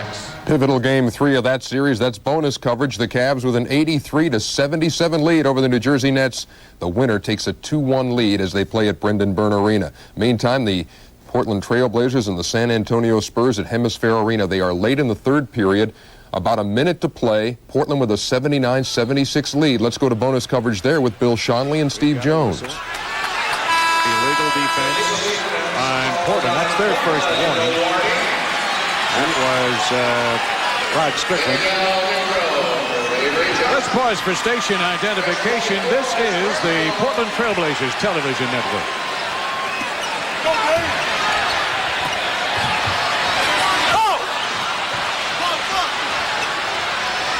Shot by David Robinson doesn't go. Portland back down the floor. Easy jam to Cliff Robinson. That went from Buck Williams to Rod Strickland to Cliff Robinson. In the final 51, Portland wants to pay attention and not allow San Antonio to get something cheap.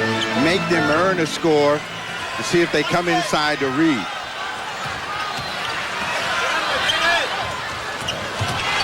Portland leading 81-76. Third period winding down. David Robinson offensive rebound. He draws a whistle and a foul underneath.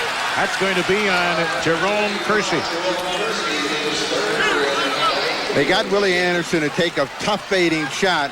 Terry Cummings almost tipped it in, and that's what allowed David Robinson to come back in for that third effort. Quick update, another ball game's being played tonight. Cleveland Cavaliers, who started slowly, finally gotten on top of New Jersey, 83-77, about 7 minutes left in the fourth, and Boston down big to the Hornets. The Hornets trying to sting them out, 88-70 at the end of 3. The Hornets on top. Terry Porter checks back into the Blazer lineup. Buck Williams will sit down. David Robinson at the line is a total of 20 points in the ball game. Portland had a 3-point lead at the end of one. The game was tied at the break at 53. We've had a lot of ties, and it's 81-78 now. with Portland winding down the clock in Game 3 with a series tied 1-1. Third period coming to a close. Well, it's a 5-second differential, and they're going to try to expose the defense of Benny Del Negro, which is going to make San Antonio players collapse. And if they don't, that means somebody's going to get a shot. Strickland over the top. Yes, sir. Tickled the cord for a big two, 83-78. Benny, shot clock for three. He's not going to get it. Rebound out of bounds off Terry Cummings with 0.2 of a second remaining. And this third period will be history.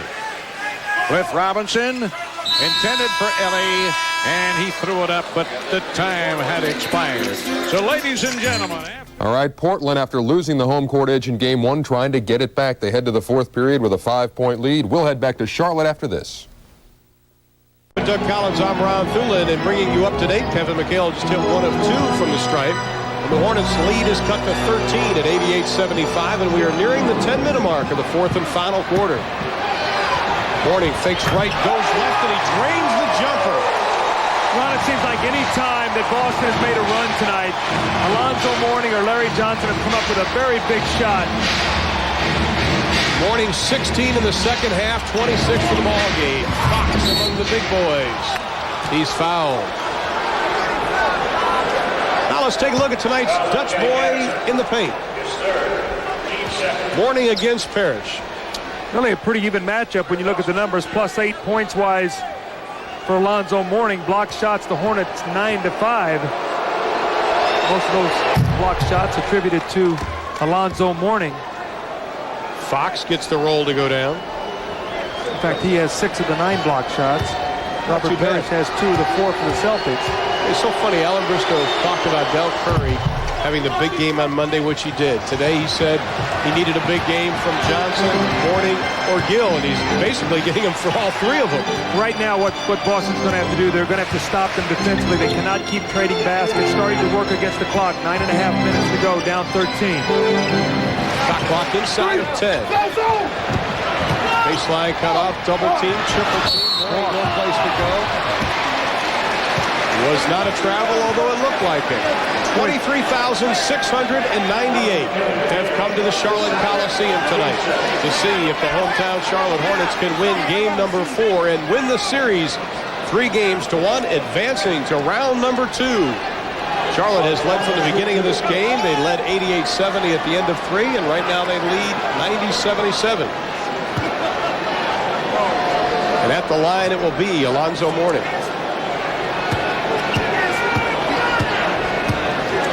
His 15th free throw tonight. And his counterpart at center, Robert Parrish, has none. This is the play that Alonzo Mourning made. I thought his foot hit the floor before he took the shot. Let's see if his feet came down before he shot the ball. He was actually bailed out on that shot. I think the Celtics are upset, saying, why is this rookie getting so many free throws against our front line and we can't get there? This will be number 16, and he makes good. The lead is back to 15, and so comes the crowd back into the game.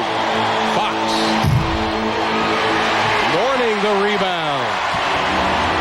That is 6 for him tonight. Holds the pull-up J. Doesn't get it.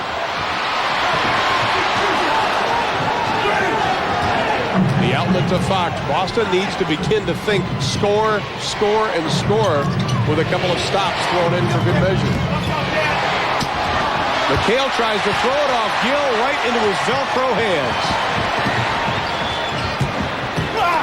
Mourning has it stripped, and he'll go to the line again. He's going to shoot 20 free throws tonight.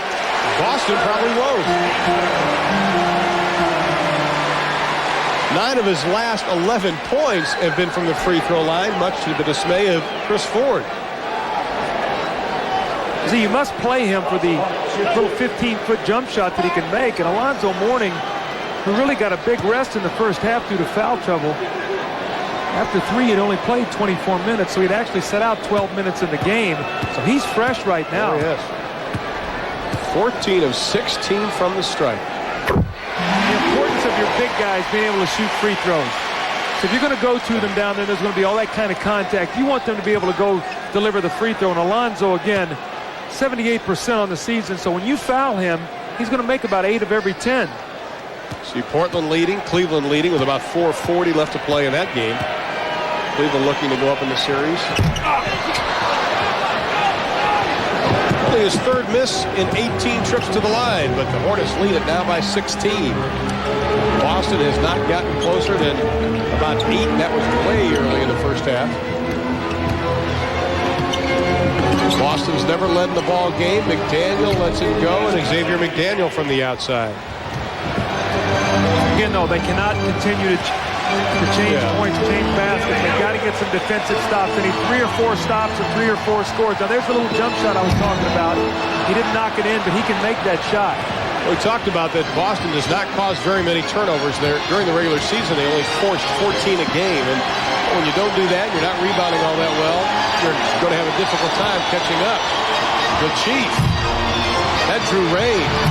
Douglas with a baby shot. That's 12 offensive rebounds in 4 games now for Sherman Douglas. 3 a game, the leading offensive rebounder in the series for Boston. The lead is down to 12, but 23,000 stand on their feet.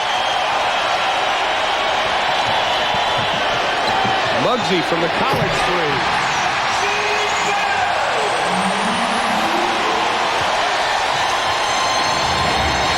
The first point by somebody other than Alonzo Mourning here in the 4th. Harris loses the handle. Douglas baseline, no place to go. Gets it to Fox, who makes good. Rick Fox is playing well tonight. He's giving him a nice game off the bench, a good lift. Very aggressive around the basket, got to the free throw line, made some nice shots. He has 10 for the game, the lead back up to 12.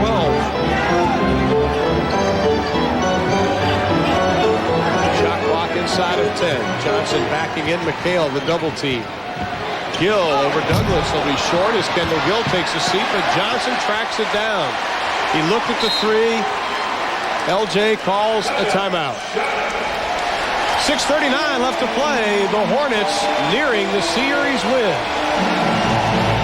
The Hornets lead it by 12. About 6:39 left to play in the ball game. And Kevin McHale, third on the Celtic career playoff points list, over 3,100 points.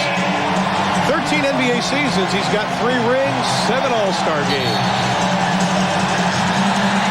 Well, I'm sure that Chris Ford would say, Kevin, I'd like to have about 20 of those points that you've scored through the years in the last 6:39 here to give us a chance to win this game. Down 12, the clock's starting to work against them.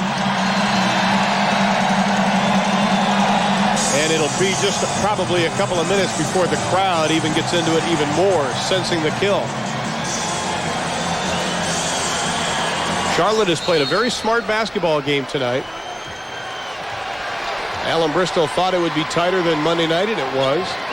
But Boston has never been able to mount any type of charge or stop against Charlotte.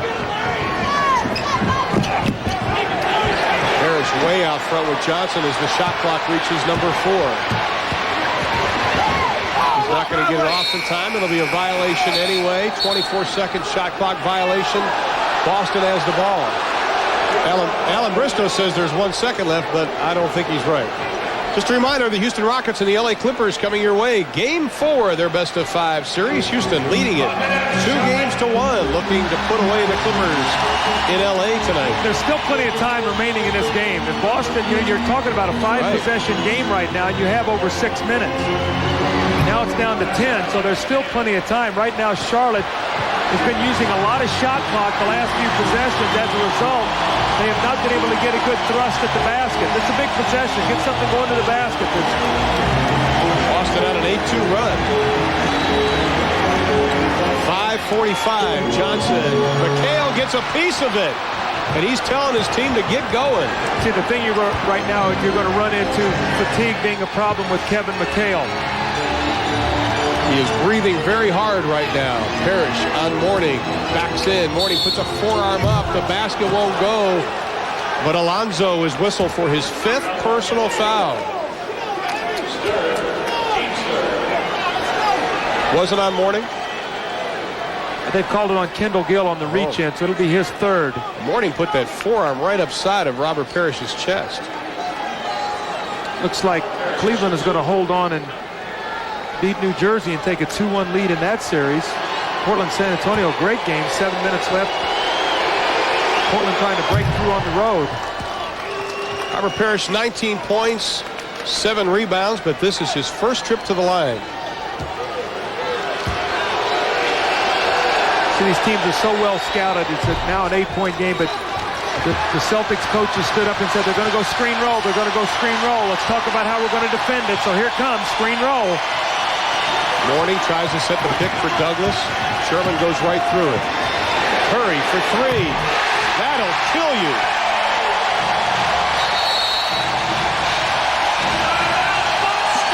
An uncontested 3 by Del Curry.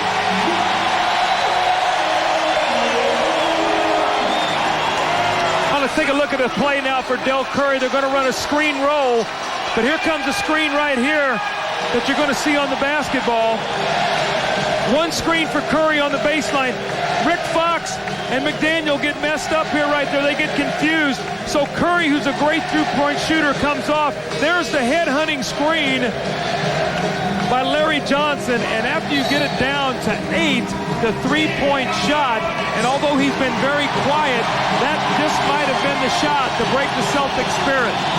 He has 7. The Charlotte Hornets only 2 of 3 from three-point land, but both were really big. Of course, Tony Bennett here hitting the 3 near the end of the third quarter, and then Del Curry hitting this one.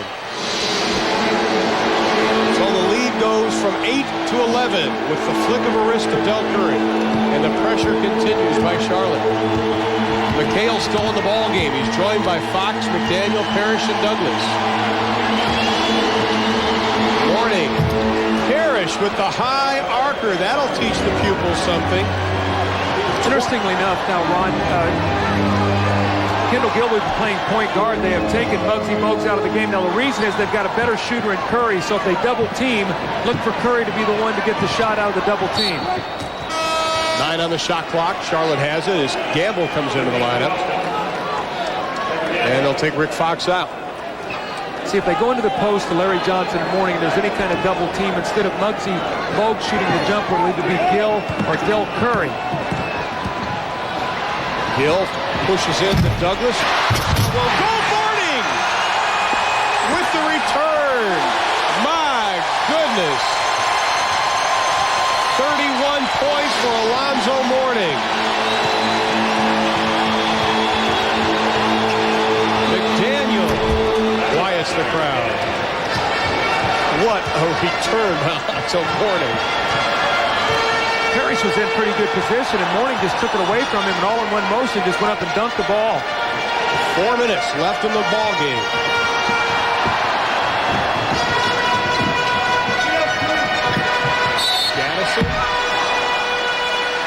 Alonzo Mourning puts an awful lot into a dunk. Let's listen to it.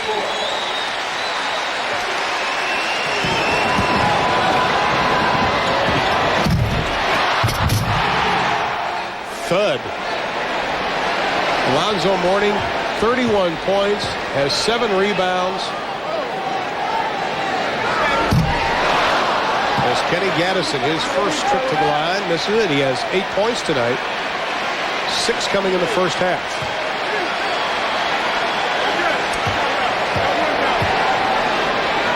Gaddison, the 6th-year pro out of Old Dominion. Second one way off the mark. And the lead is 9. Still a lot of time remaining. 3:51. See, Gaddison has to be on the floor because they need his size. He's got the big front line, but he's a bad free throw shooter. The worst on the team at 60%. So look for them to foul him if he's going to stay on the floor. Sherman Douglas snuck right behind Gaddison. There's still plenty of time, Ron. I know I keep hyping this, but you're talking about 3.5 minutes in a 7-point game. Alan Briscoe felt this would happen. Outside, Kendall Gill.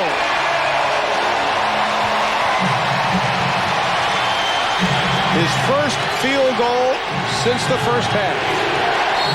He was 0 for 8 before that hit, and we have a whistle. It's going to be Alonzo Mourning in the post, so Parrish shooting free throws. Cleveland has defeated New Jersey 93-84, and the Cavs now lead that best-of-5 series 2 games to 1. Bogues will come into the lineup. Now he's back for his pressure defense. Curry comes out. I guess that's only the 4th team foul. They got it up there so quickly. I looked up and it was 4. I thought they were going to move it to 5, so only the 4th team foul, so they will not be shooting. They will shoot from here on in, as will Charlotte. Horning picked up his 5th. Crowd chanting defense. Gamble in the paint kicks it back out. McDaniel drains the jumper. He's had a big night. What is that? He has 18 points tonight. I said they needed 20 plus out of him to try to win this game, so he's at 18 right now. And he's made his last 4.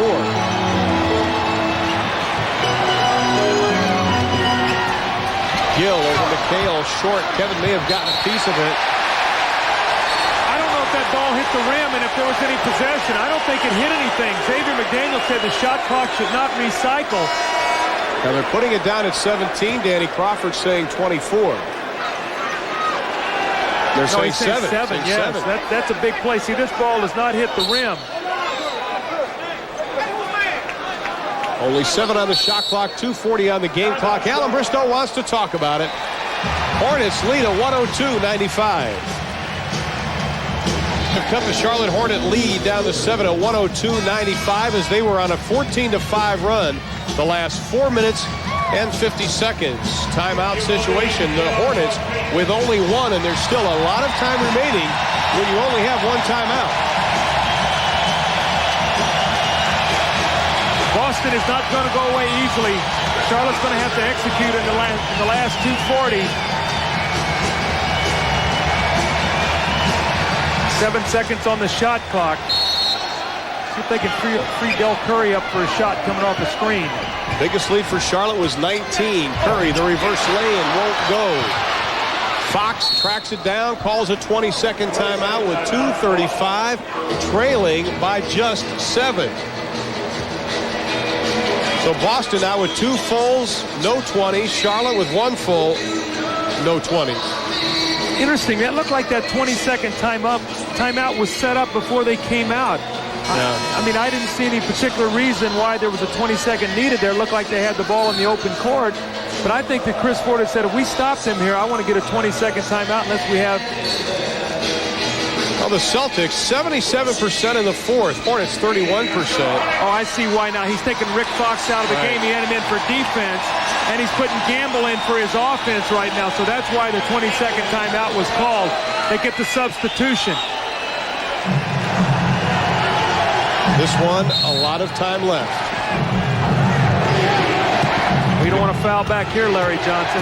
Puts it right in the penalty. Everything down's got to be earned from the field. Johnson playing with 4 fouls. Morning playing with 5. Parrish on Morning for the easy 2. Robert Parrish working his magic. Guys, they were down. They was down 18 coming into this quarter. It's now a 5-point game, a 3-possession game. Parrish has hit his last 6 shots. McHale with the double team to Gaddison. Got to shoot it.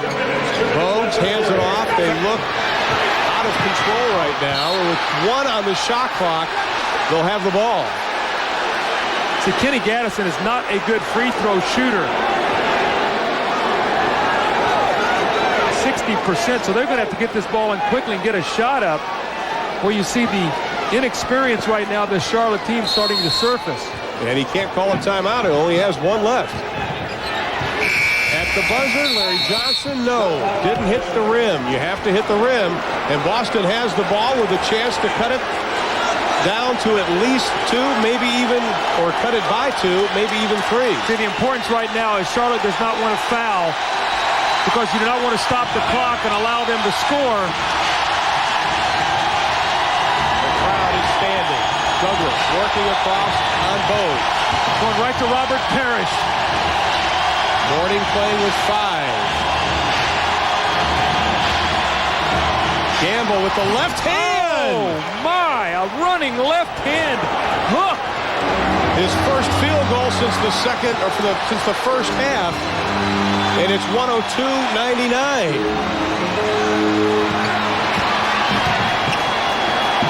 Boy, somebody's got to look to take the shot. They're letting the clock work down way too much. That's not how they built up their lead. Uh-oh. Bogues with 2. Doesn't get it. Morning keeps it alive into the hands of McDaniel. The Celtics on the break. Gamble. It goes. Oh, my goodness. Do you believe this? A one-point game. And Joe Klein up waving the towel for the Celtics. See, the clock is working too much against them, Ron. They're waiting for the last second to try to get their shot against the clock.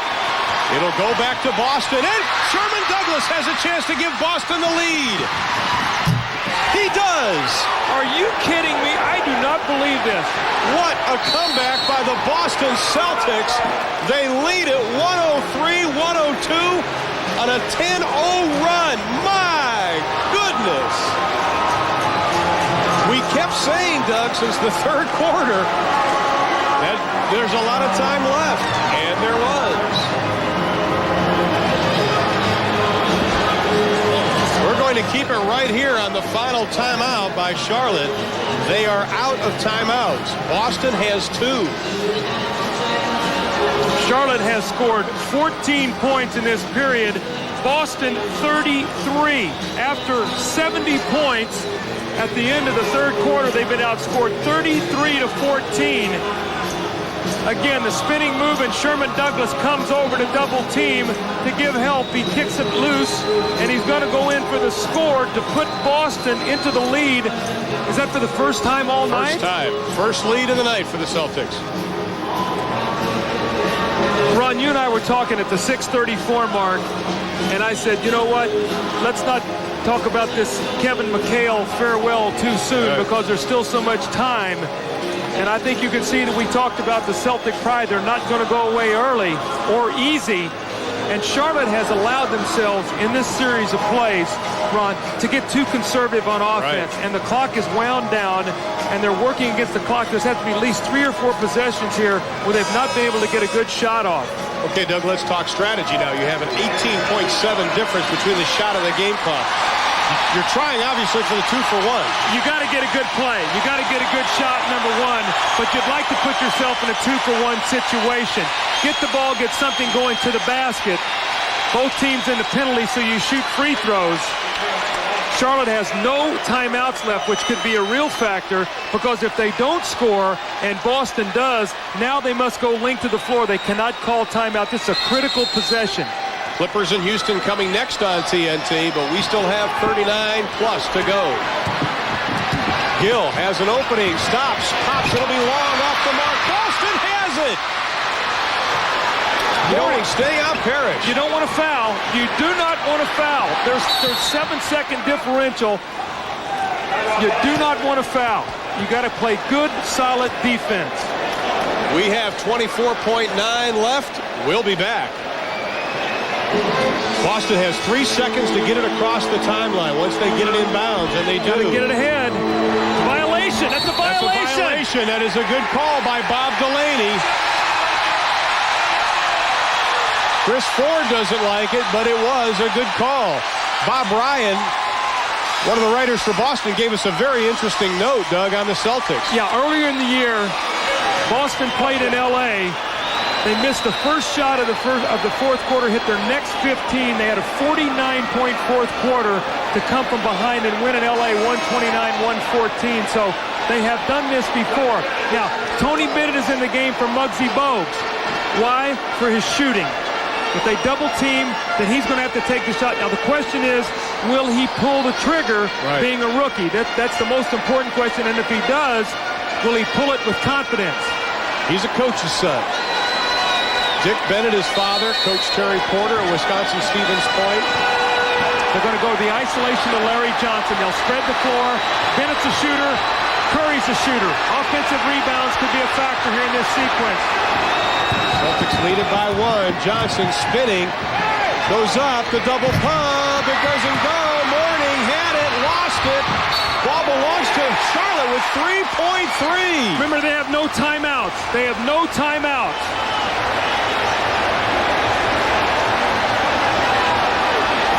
Everybody is standing. This is for the win and the series.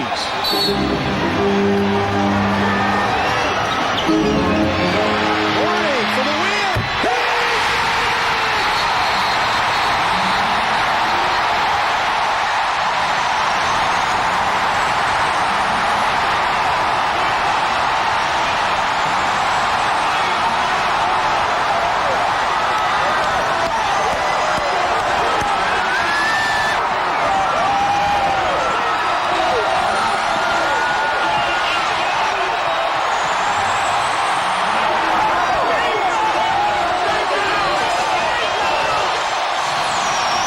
There is still 4/10 of a second left in this game. They're going to have to clear the court. Oh, I love this game. Alonzo Mourning, the biggest shot of his life, gives Charlotte the 1-point lead, but we have 4/10 of a second left in the game. Alonzo Mourning doesn't know where he's at. Daryl Garrison went up to him. He's walking around. He said, there's 4/10 of a second. You got to go to your huddle. Look at Alonzo Mourning. Step back. Now, this is a college three with a hand in his face. He buries it at .4.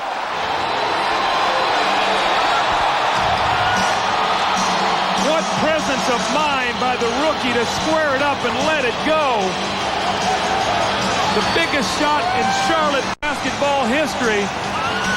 North Carolina is rocking right now, but... Ron, let me point something out here. Remember now, if it were .3, the only thing you could get is a lob. So with .4, you can throw it in, get a catch, and a shot. So they do not have to throw it and get a lob. If you can catch it and get a quick shot, we did the Portland-Phoenix game where there was .5. The ball went off the basket, hit the floor. Barkley picked it up and in one motion banked it and won the game. Well, it was 24 years ago tonight that the Boston Celtics beat LA 108-106 in Game 7 for their 11th NBA title. Let's see if there's some Celtic magic left. One more look at Alonzo Mourning. Well, the one thing about it is Bill Curry took his time, did not just fire the ball inbounds. The biggest thing is to get the ball in, and Mourning finds the open area. X-Man with a hand in the face. Nothing but the bottom of the net. .4 left for the Celtics. Coming out on the court, it is D. Brown, Rick Fox, Xavier McDaniel. D. Brown is now going over and sitting down. It'll be Gamble, McHale, McDaniel, Parrish, and Fox. How important was that backcourt violation when there was only 3 seconds and they got it? They didn't get a shot up. It cost them 14 seconds in the possession. So that play was a major play. McHale will trigger it inbounds right in front of us. Charlotte out of timeouts. Gamble on the far side, standing right in front of the Celtic bench. Fox is deep.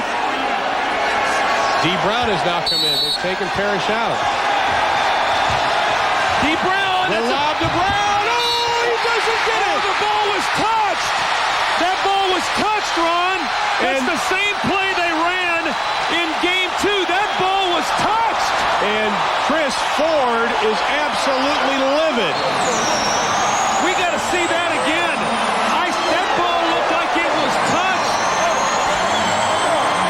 We will look at it again, but the officials are not going to change their mind. The Charlotte Hornets have become the first of the recent expansion teams to win. Look at Kevin McHale. Is this the way his career is going to end? An NBA playoff series.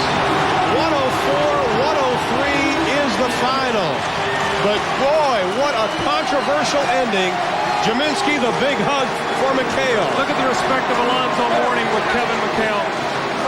Ron, see if this ball was touched. It looked like someone came over, and as the ball hit the backboard, we see the emotion of Kevin McHale as he walks off the floor. Will this be his last time in a Boston Celtic uniform? All right, now watch. The lob pass, the great screen, the catch. Oh, right there, the tip by Larry. Was that Larry Johnson or Kendall Gill? That was Kendall Gill. Kendall Gill. To take a look at it one more time as the partying continues. Great pass. There it is. Wow.